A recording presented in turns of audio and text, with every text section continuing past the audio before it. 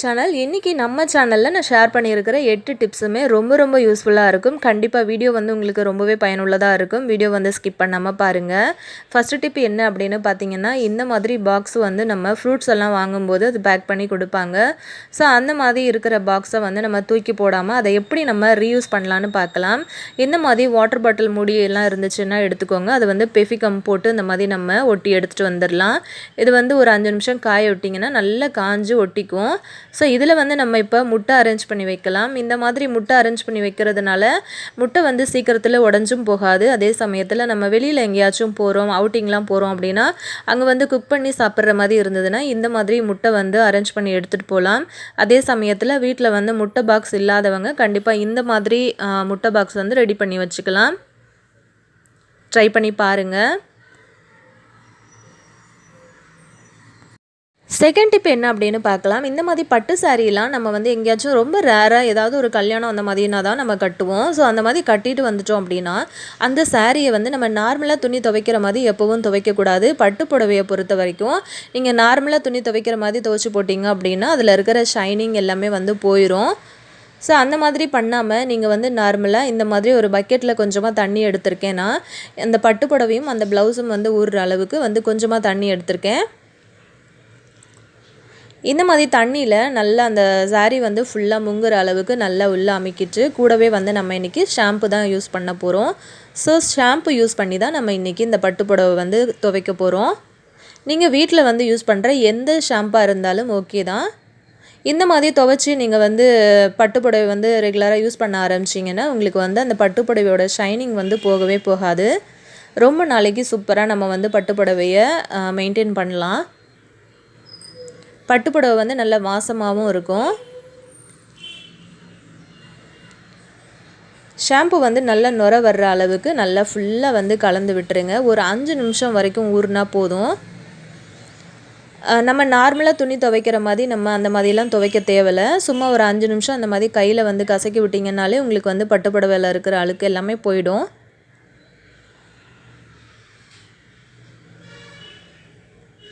இந்த மாதிரி கலந்து விட்டுட்டு ஒரு 5 நிமிஷம் ஊறினதுக்கப்புறம் நான் வாஷ் பண்ணிவிட்டு நான் காட்டுறேன்.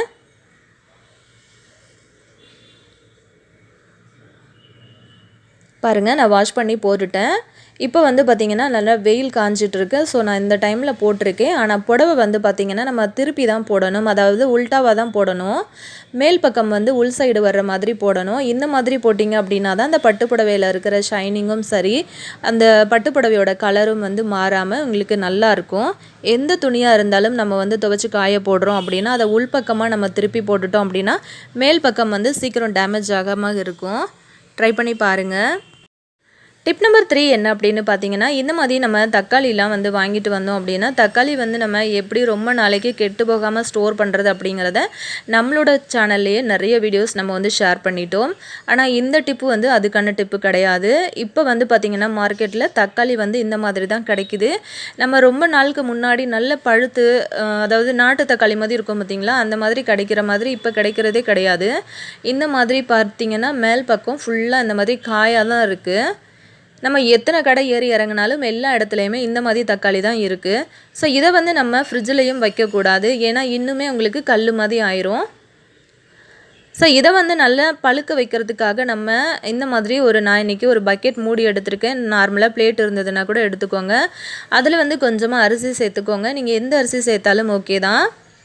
சேர்த்துட்டு இந்த தக்காளி எல்லாத்தையுமே நம்ம வந்து கவுத்து வச்சிடலாம். அதாவது அந்த காம்பு பக்கம் வந்து கீழே வர்ற மாதிரி இந்த மாதிரி நீங்கள் கவுத்து வச்சிங்க அப்படின்னா உங்களுக்கு தக்காளி வந்து சீக்கிரமாக பழுத்துரும்.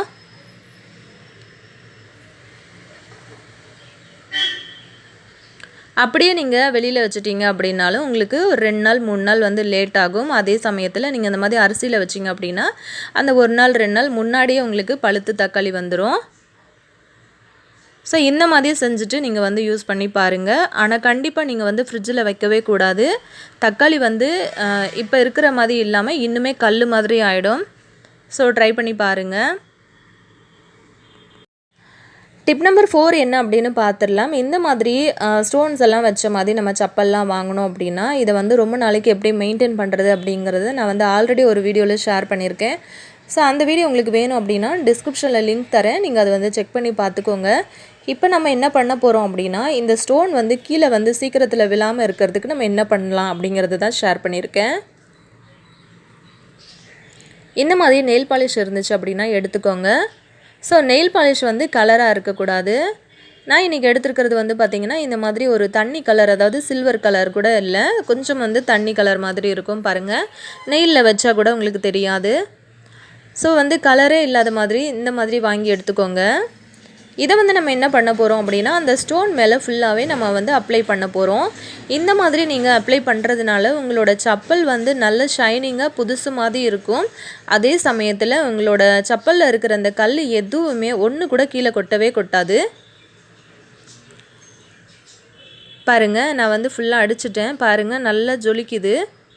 ஸோ கண்டிப்பாக ரொம்ப நாளுக்கு லைஃப் வரும், ட்ரை பண்ணி பாருங்கள். டிப் நம்பர் 5 என்ன அப்படின்னு பார்த்துடலாம். ஒரே ஒரு பிளாஸ்டிக் பாட்டில் வச்சு இன்றைக்கி நம்ம 2 ரீயூஸ் ஐடியாஸ் பார்க்க போகிறோம்.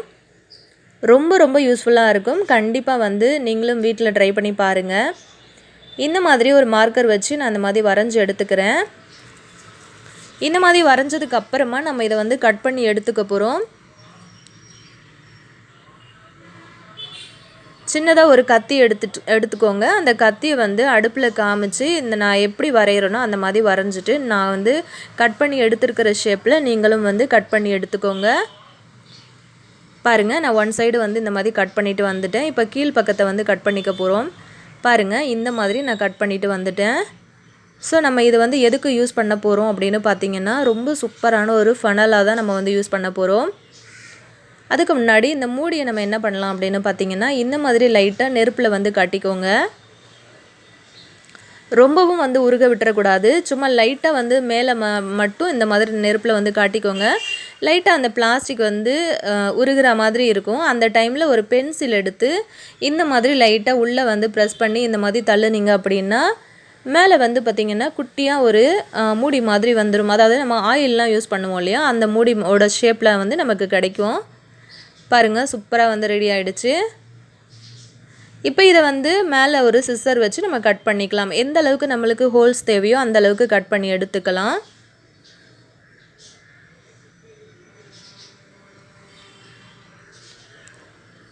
இப்போ பாருங்கள், நம்ம ரெடி பண்ண பாட்டிலை நம்ம என்ன பண்ணலான்னு பார்த்தீங்கன்னா, இந்த மாதிரி திருப்பி வளைச்சி விட்டுட்டிங்க அப்படின்னா உங்களுக்கு ரொம்ப சூப்பரான ஒரு ஃபனல் வந்து சூப்பராக ரெடி பண்ணிடலாம். இப்போ அந்த கீழே அந்த ரவுண்ட் ஷேப்பில் இருக்குது இல்லையா, அது வந்து கீழே வராமல் இருக்கிறதுக்காக இந்த மாதிரி பெஃபிகம் போட்டு நம்ம ஃபஸ்ட்டு இதை ஒட்டிக்கலாம். இந்த மாதிரி நம்ம செஞ்சிட்டோம் அப்படின்னா நம்ம ரெகுலராகவே ஆயில் வந்து எண்ணெயில், அதாவது எண்ணெய் வந்து வேறு பாட்டிலில் வந்து போடுறதுக்கு உங்களுக்கு இது வந்து ரொம்பவே யூஸ்ஃபுல்லாக இருக்கும். இப்போ பாருங்கள், கைப்பிடி மாதிரி ரொம்ப அழகாக நமக்கு கிடச்சிருக்கு. இப்போ அதை பிடிச்சிக்கிட்டே அழகாக நம்ம வந்து ஆயில் போடலாம்.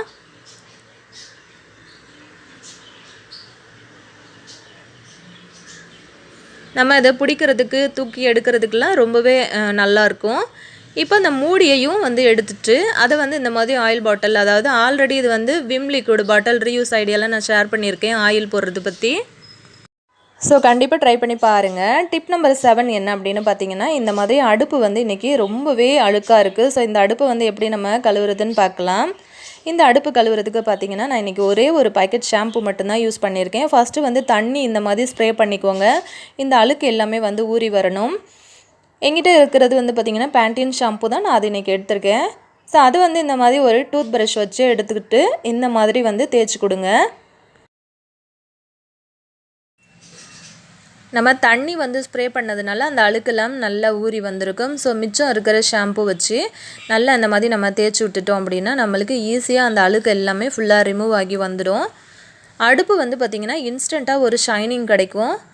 ஸோ உங்களுக்கு வந்து பார்த்திங்கன்னா கவுண்டர் டாப் வந்து நல்ல வாசமாகவே இருக்கும் இந்த மாதிரி ஷாம்பு சேர்த்து வந்து கழுவுறதுனால. ஸோ ஆல்ரெடி நம்ம சேனலில் வந்து டூத் பேஸ்ட் வச்சு எப்படி அடுப்பு வந்து கழுவுறது அப்படிங்கிற வீடியோவும் நான் ஷேர் பண்ணியிருக்கேன். ஸோ வேணும் அப்படின்னா கண்டிப்பாக அதுவும் வந்து செக் பண்ணி பாருங்கள். இந்த மாதிரி எல்லாம் தேய்ச்சி விட்டதுக்கு பிறகு நம்ம வந்து ஒரு ஈர துணி வச்சு இந்த மாதிரி தொடச்சி எடுத்துடலாம். நான் வந்து எப்போவும் தண்ணி ஊற்றி கழுவ மாட்டேன், இந்த மாதிரி ஈர டவல் வச்சு ஃபுல்லாக தொடச்சி எடுத்துருவேன்.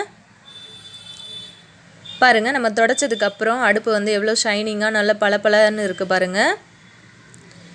இப்போ இந்த நம்ம ஆன் ஆஃப் பண்ணுவோம் இல்லையா பட்டன், அதில் வந்து அந்த கார்னரில் ரொம்ப அழுக்கு இருக்கும். ஸோ அதையும் வந்து இந்த மாதிரி ப்ரஷ்ஷில் வந்து இந்த மாதிரி தேய்ச்சிட்டிங்க அப்படின்னா அதில் வந்து கண்ணுக்கு தெரியாமல் பிடிச்சிருக்கிற அழுக்கு எல்லாமே போயிடும். ஸோ அந்த பட்டனும் வந்து பார்த்திங்கன்னா பார்க்குறதுக்கு பளபளன்னு புதுசு போல் இருக்கும்.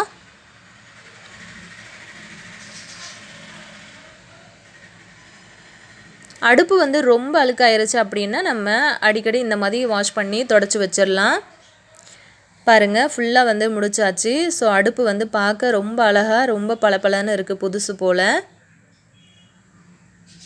ட்ரை பண்ணி பாருங்கள். டிப் நம்பர் 8 என்ன அப்படின்னு பார்த்துடலாங்க. இந்த மாதிரி கவுண்டர் டாப்பில் கேஸ் ஸ்டவ் பக்கத்தில் வந்து நம்ம எப்போவுமே உப்பு, எண்ணெய், சர்க்கரை அந்த மாதிரிலாம் வைப்போம் இல்லையா. ஸோ எனக்கு வந்து நிறைய ஷெல்ஃபெல்லாம் கிடையாது. ஸோ நான் வந்து அடுப்பு பக்கத்தில் தான் இந்த மாதிரி அரேஞ்ச் பண்ணி வச்சுருக்கேன். பார்க்குறதுக்கு ரொம்ப கொசன்னு நல்லாவே இல்லை. ஸோ இதெல்லாம் வந்து எடுத்துகிட்டு நம்ம நீட்டாக வந்து எப்படி வேறு மாதிரி வந்து அந்த பக்கத்தில் வந்து அரேஞ்ச் பண்ணுறதுன்னு பார்க்கலாம். இந்த மாதிரி ஒரு ட்ரே எடுத்துக்கோங்க. இந்த மாதிரி ட்ரே நார்மலாக நம்ம எல்லார் வீட்லேயும் இருக்கும். ஸோ வந்து கீழே ஒரு பேப்பர் போட்டுக்கோங்க, இல்லைனா ஏதாவது ஒரு அட்டை போட்டுட்டு இந்த மாதிரி ஒரு டவல் போட்டுக்கோங்க. இந்த டவல் நம்ம எதுக்கு போடுறோம் அப்படின்னா நம்ம கழுவிட்டு ஈரத்தோடு வச்சா கூட அந்த தண்ணி எல்லாம் அது வந்து அப்சர்வ் பண்ணிடும். ஸோ அதனால் நான் வந்து டவல் போட்டிருக்கேன். இப்போ இதில் வந்து பார்த்திங்கன்னா நம்ம என்னென்ன அரேஞ்ச் பண்ணலான்னு பார்க்கலாம். சாப்பிங் போர்டு வச்சுருக்கேன், அதுக்கப்புறம் இந்த மாதிரி தவா, நான்ஸ்டிக் தவா, அதுக்கப்புறம் இரும்பு தோசைக்கல், சப்பாத்தி கல், அந்த மாதிரி, அதுக்கப்புறம் வந்து சப்பாத்தி தேய்க்கிறது, அதுக்கப்புறம் வந்து குழிப்பணியார பாத்திரம், ரெகுலராக வந்து நம்ம தோசை சுடுறதுக்கு வச்சுருக்கிற தவா, இது எல்லாத்தையுமே வந்து நான் பார்த்திங்கன்னா இந்த மாதிரி தான் அரேஞ்ச் பண்ணி வைக்கிறேன். ஸோ இந்த மாதிரி வைக்கிறதுனால நமக்கு இடம் வந்து ரொம்ப ரொம்ப சேவ் ஆகும். வேணும் அப்படின்னா இந்த மாதிரி கூட நம்ம வச்சுக்கலாம். அப்படி இல்லை இது பார்க்குறதுக்கு நல்லா இல்லை அப்படின்னு நினச்சோம் அப்படின்னா இதை வந்து எடுத்துட்டு அது பக்கத்துலேயே வந்து சக்கரை டப்பா, டீ தூள் அந்த மாதிரி நம்ம அரேஞ்ச் பண்ணிக்கலாம். ஸோ எனக்கு ஃபஸ்ட்டு வந்து வச்சது நல்லா இல்லை, நான் இந்த மாதிரி மாற்றி வச்சுருக்கேன். ஸோ இப்போ பாருங்கள் பார்க்குறதுக்கு ரொம்ப அழகாக இருக்குது. ஸோ இதை வந்து நம்ம இடத்த மாற்றி வச்சிடலாம். பாருங்கள் இப்போ நான் அரேஞ்ச் பண்ணிட்டேன். அந்த மஞ்சள் கலர் ட்ரேவும் வந்து நான் தனியாக எடுத்துட்டேன். இப்போ பாருங்கள் இப்போ கரெக்டாக இடம் வந்து சேவ் ஆகிருக்கு. அவ்வளோதான். இது கூட நம்ம தேவைப்படுச்சுன்னா நம்ம செல்ஃபில் மாற்றிக்கலாம். இப்போ இந்த மாதிரி ஒரு முன்னாடி இருந்தது பார்த்திங்களா, இந்த ஸ்டாண்டுக்கும் வந்து வேலை இல்லாமல் போயிடுச்சு. ஸோ இதை நம்ம வந்து செல்ஃபில் கூட அரேஞ்ச் பண்ணி வச்சுக்கலாம், இல்லைன்னா அடுப்பு பக்கத்தில் இந்த சைடு கூட வச்சுக்கலாம். இந்த வீடியோஸில் நான் ஷேர் பண்ண டிப்ஸ் எல்லாம் பிடிச்சிருந்தா லைக், ஷேர், கமெண்ட் பண்ணுங்கள் ஃப்ரெண்ட்ஸ். தேங்க்யூ.